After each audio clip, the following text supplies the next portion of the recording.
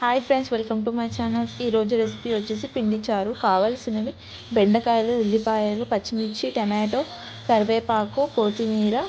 శనగపిండిలో ఉండలు లేకుండా వాటర్ పోసుకొని మంచిగా మిక్స్ చేసుకోవాలి ఈ రకంగా.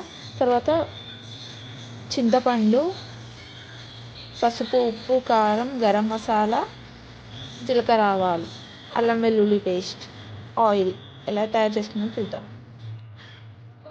ఆయిల్ హీట్ అయ్యాక జీలకర్ర, ఆవాలు, ఎండుమిర్చి వేసుకోవాలి.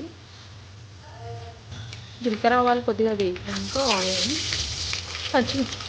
పచ్చిమిర్చి వేసుకోవాలి. పచ్చిమిర్చి కొద్దిగా వేగినాక టమాటో కొంచెం వేగినాక బెండకాయలు వేసుకోవాలి. ఇప్పుడు కరివేపాకు వేసుకోవాలి.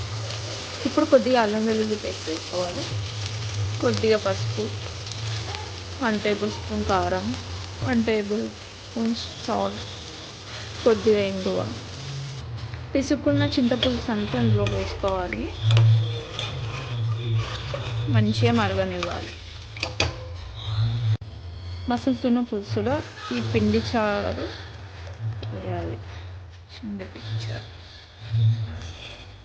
ఈ రకంగా ఉండాలి చారు.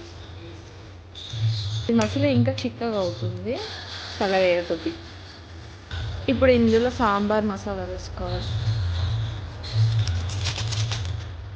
కొద్దిసేపు మరగనివ్వాలి మూత పెట్టి. 5 to 10 minutes తర్వాత మూత ఓపెన్ చేసి చూస్తే ఇలా మసులుతుంది.